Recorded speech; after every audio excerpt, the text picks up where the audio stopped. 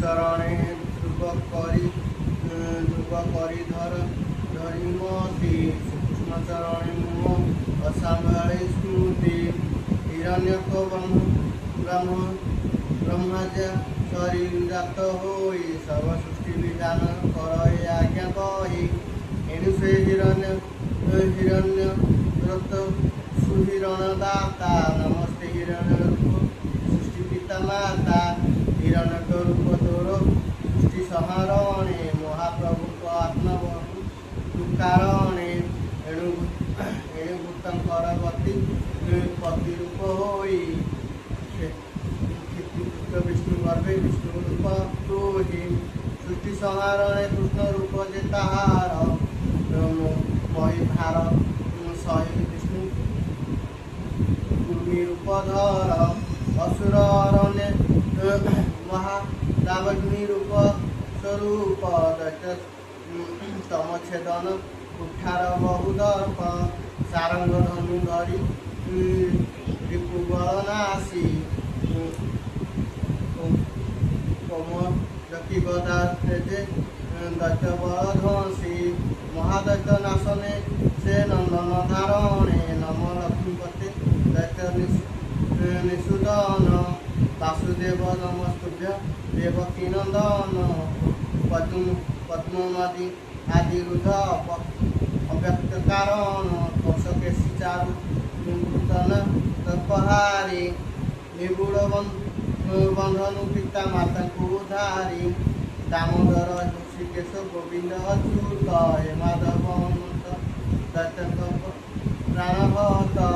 नारायण नरकनाश पापहारी वामनाय नमस्ते नन नरहरि अनंताय अनंत शयन बनमारी कुंकुणी बल्लभ विजयी शिशुपाल प्राणनाथ असुरदलन दानवत श्रीकृष्ण जय नारायण मुकुंद परमानंद जय नंद बाला नमस्ते पंडुरिकाक्ष तनु जेन्द्र काल नमस्ते गोपाल रूप वेणुवाद्यकारी राम रघुनाथ जे रावण प्राणहारी बलभद्र नाम बालराति प्रिय बलि यज्ञ भंजन जे भक्त जनदय ऋण प्रिय हरि हिरण्य शिशु पितारण नम ब्राह्मण्य देह रक्ष ब्राह्मण सत्य जुग ब्रह्मरूप धरु तरीखे सकल देवत जीव काल तुपते सहस शिरे नम सहस बंदन सहस बाहुनासिक सहस्रवन पृष्ठार सहब नम गरुड़ वाहन विष्णुकेशन नामे जगन्नाथ जनार्दन त्रिविक्रम सत्य नमो नमः सत्यप्रिय अनेक प्रकार दुख करे श्रुति चय बहु श्रुति करी हेमंत भक्ति भाव गोविंद जानिले गरुड़ी दुर्गे समीपे मिलिले गुरु बकुल गाई हृदय कमला रमण जल गंभीरी बाके प्रभु नारायण शिवगानुवाच सुन हे बालक मुहि जनाई तुम्भ मन घोर तप कले तुम्हें जननी बोले तोहर मन बाछा तो जानी मु बोले दुर्बलोके बसाइबी जननी दूले दुर्बलोक अधिकार तोहर होइला कोटि कल्पांतरे जार केही न पाइला तोर पितृ पितामह अगोचर स्थान से पाद कुघुंची नित्य बसतु आसन सर्वलोके ऊर्ध्वगते मर्त्यलोके तले त्रैलोक्य प्रलय काले न जले अनले शिशुन्मार चक्र बसे ध्रुव अधिकारे से चक्र भ्रमे भ्रमे शशि दिवाकारे ग्रह ऋषि ऋषि योगी पवन सहिते ध्यान निबंधने सती समीरण जंते सही स्थाने बसे ग्रह चक्र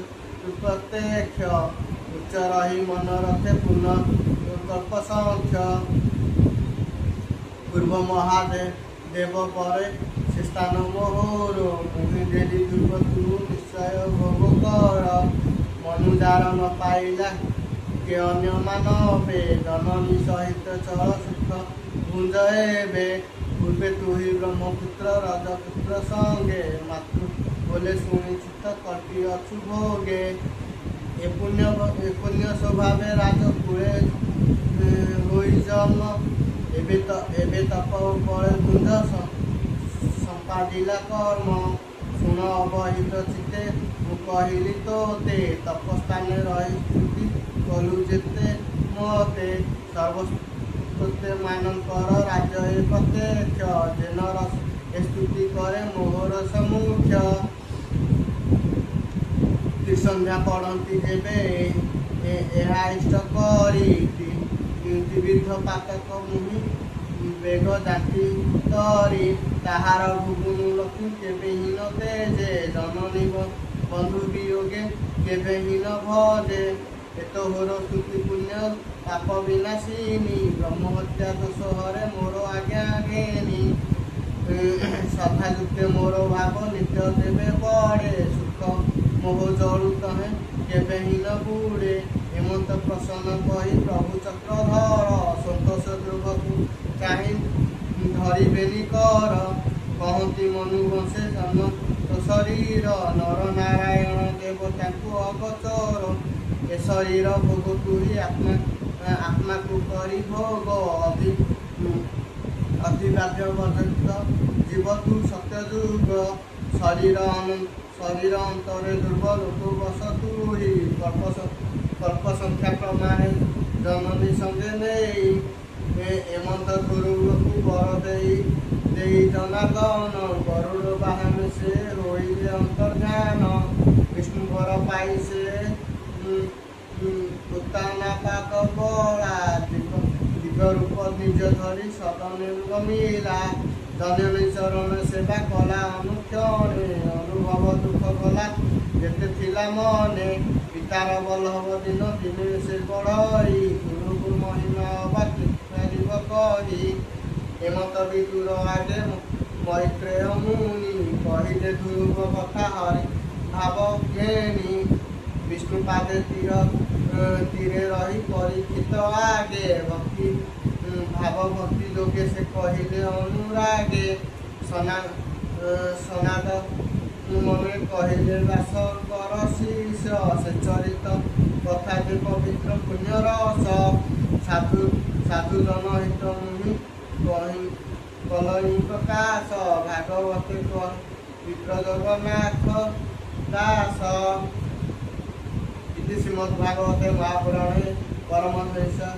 संहिताय वैशिक चतुर्थ स्कंद ध्रुव तपस्या चरणे भगवान प्रसन्न नामा दशम